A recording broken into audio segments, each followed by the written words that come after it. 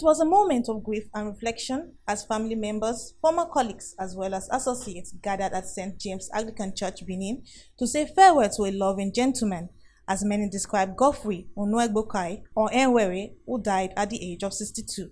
The vicar of St. James Anglican Benin, Venerable Isaiah Orhewere, dwelt on the topic, "Where will you spend your eternity?" as he reminded the living the importance of repentance, as death is inevitable and can knock at the door anytime.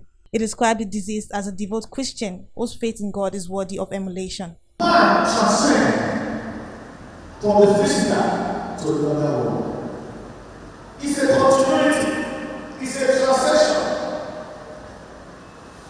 from life to eternity. Where you continue to live, man was not designed to die. And so it is not the flesh that drops. The real you continue to live. So the question is that, where do you want to continue to live your life in eternity? The body was later interred at a private cemetery in Benin after dust-to-dust rituals.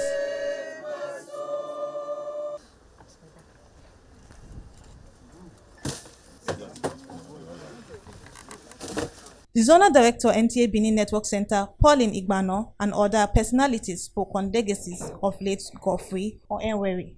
He was known as a fantastic producer, and during his time at NTA, he did very well. He was able to keep the station running and going. The unique thing about him that we all loved was that he was always happy.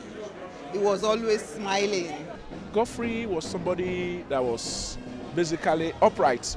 At every given point in time, you know where Godfrey stands. He did his little best to make sure that unity was in his family, in the union he belonged before he died. He was a go-to boss for many of us. You don't see him any time angry. He was always smiling. He always assists you when you are stranded or you have any issue as regards the work. He was a total activist, very total in nature, very humble, very quiet. The children described their late father as loving and caring and will be greatly missed. I just want to thank God for his life.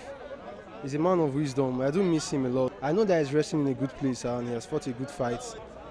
It's really sad to lose him. I remember his smiles because he was a very lovely and kind man. Everyone would want to have him as a father. Earlier, a service of song was held in his honor where many paid tribute to the late unionist. He was a former chairman of Batau, Edo State. In Benin, Fatima Momo, NTA News.